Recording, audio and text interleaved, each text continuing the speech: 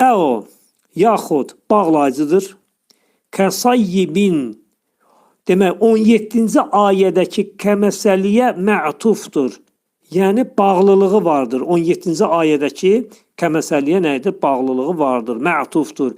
Şibhi cümlədir. Yəni kəsayyibin cümləyə bənzərdir.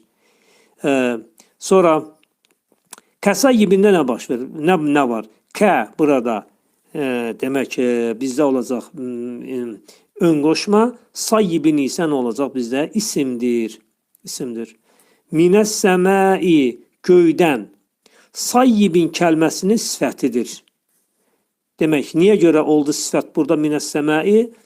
Səma özü isimdir. Lakin burada sifət kimi işlənəcək. Niyə görə? Çünki sayyibin burada qeyri-müəyyən isimdən sonra gəldi minəs səma. Ona görə də bundan əvvəl də biz demək təhlildə dedik ki, qeyri-müəyyən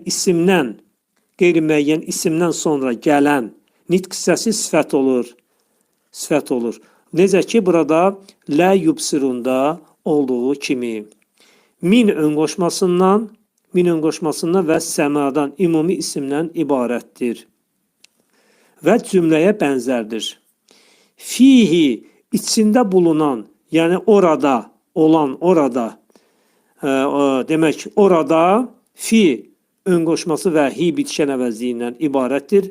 Buna deyilən müqəddəm xəbərdir, önə keçmiş xəbərdir, cümləyə bənzərdir və fi demək ön qoşması və hidən ibarətdir. Zulmətun, qaranlıqlar müftədadır.